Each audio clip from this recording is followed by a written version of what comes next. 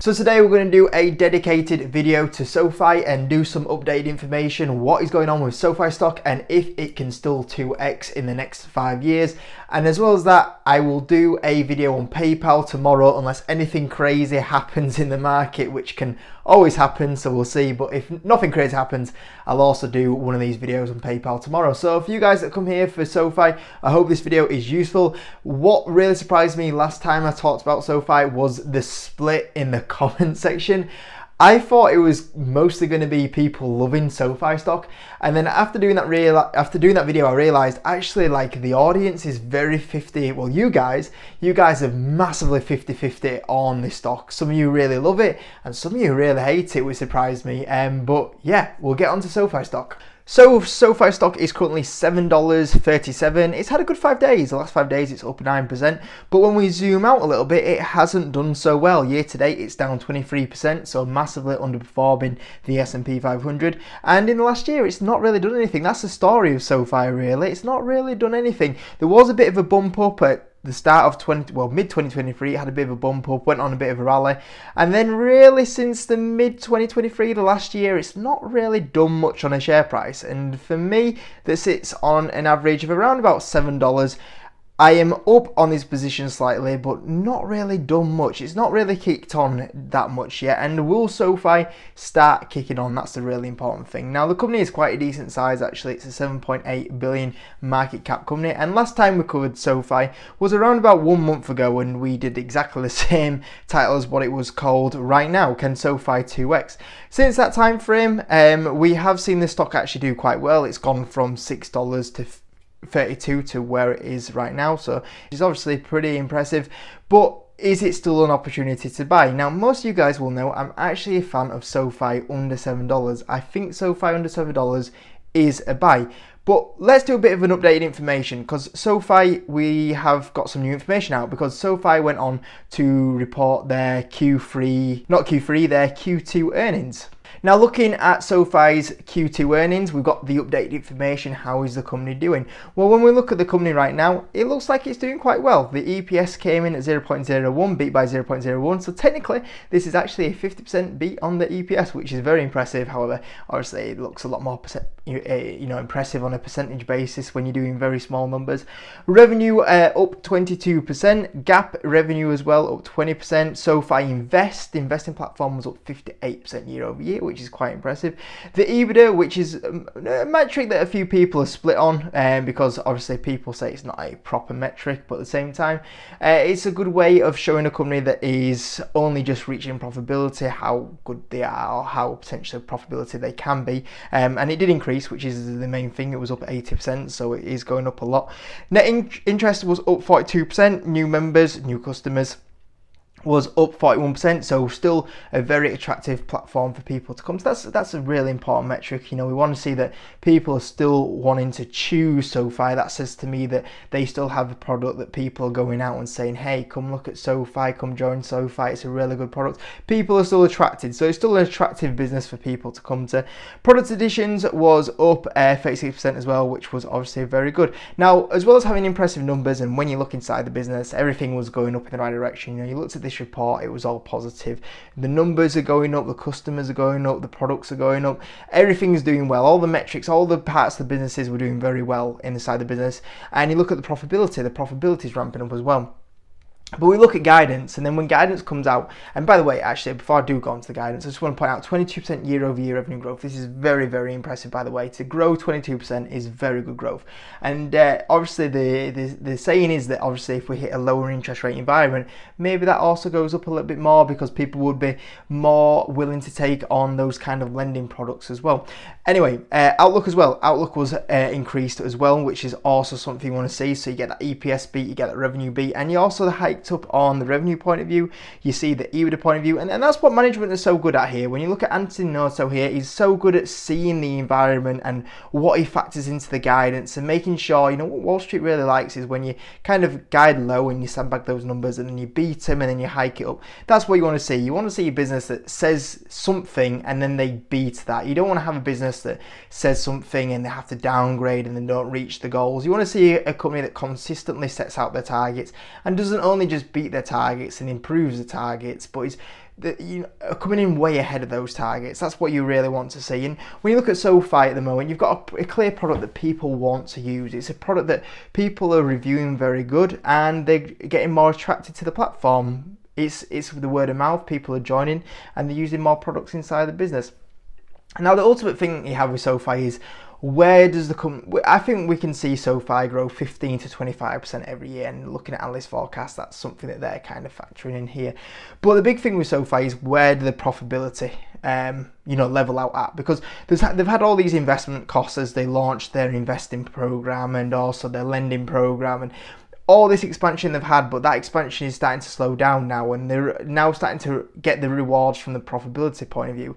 And we've seen like the EBITDA margins continue to improve, but where does the profit margins go to? That's the big thing we have with SoFi, and this is investing summed up. Is, as an investor, you're trying to predict where that revenue growth will be in 5 years, where that profit will be in 5 years, where that profit margin will be in 5 years, and getting a good valuation for that growth.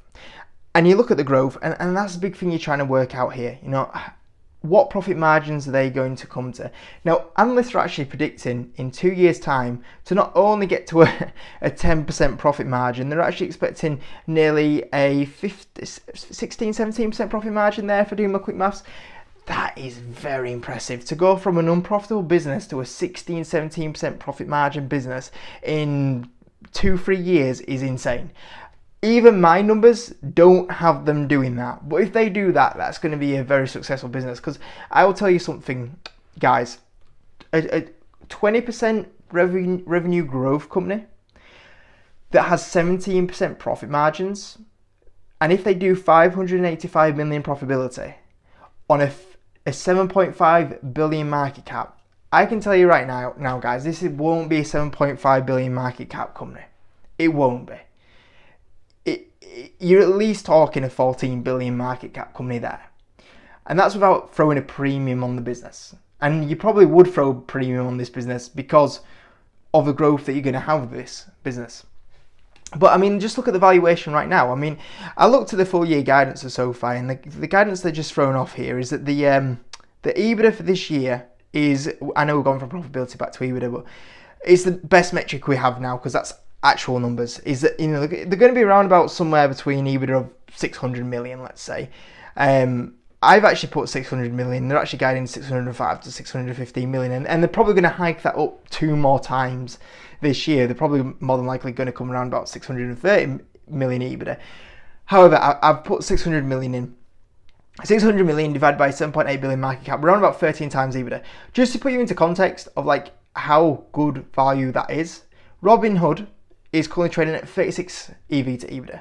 You look at Visa, and a whole list of companies here, they're currently around about 22 times.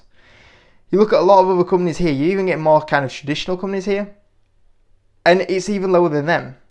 You're only really getting Western Union that's, massively lower. Square, 20 times EBITDA. PayPal is only just slightly coming down there, but obviously with SoFi you're getting nearly double, triple the growth there. So that's absolutely crazy. And you're just like, at what point is SoFi going to get reflected on the share price? And we don't know. We don't know when people are going to wake up and SoFi is going to go up. But I can tell you something, guys.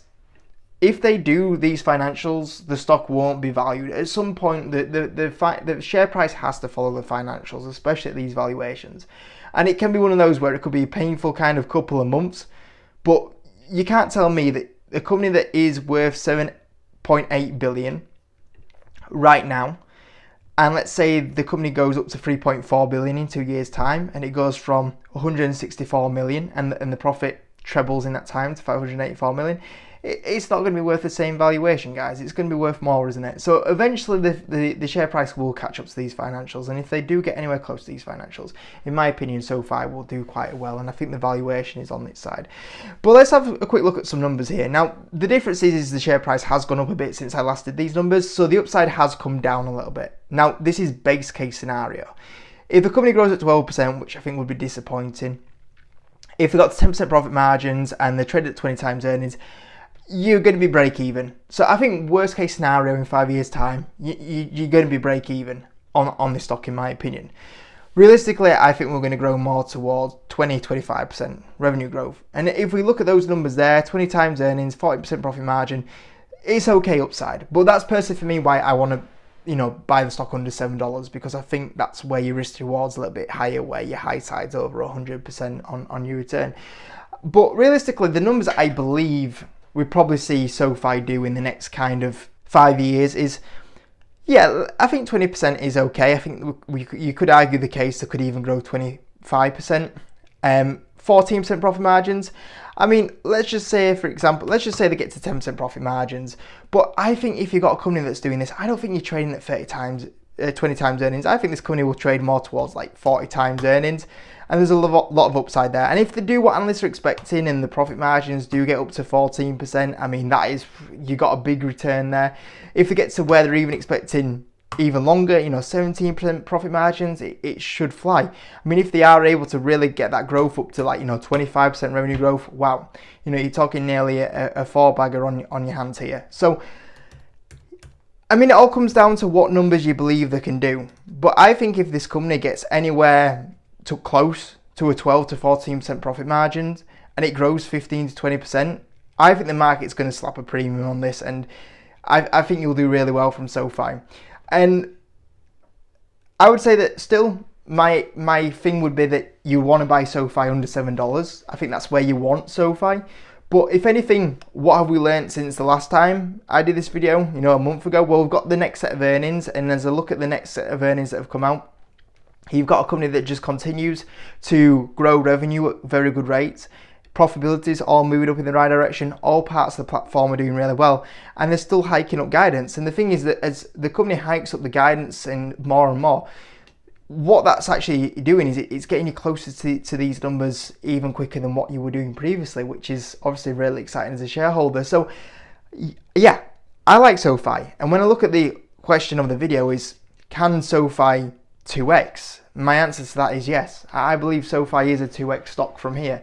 And that's why I personally own shares. And if I look at the last month of the new information that we have, it just adds to the conviction for me that this is going to be a stock that I see in the next 5 years that will trade at $13, $14. And I believe that if it does go to $13, $14 in the next 5 years, I believe that will outperform the S&P 500, and that's why I do, rate SoFi a buy. So we'll see if that does happen.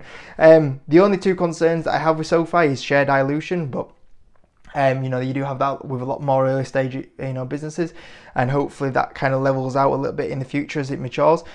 And the only big other thing that would cause SoFi a big upset, in my opinion, would be a recession. But at the same time, if you mention the word recession to plenty of other companies, I could see nearly every single company not doing well in a recession. So yeah, that's kind of where we're at with SoFi, I would say. So hope you enjoyed the video. Like I said, I'll try to get a PayPal one to you tomorrow if there's nothing crazy in the market. But you never know with the market, but we'll see.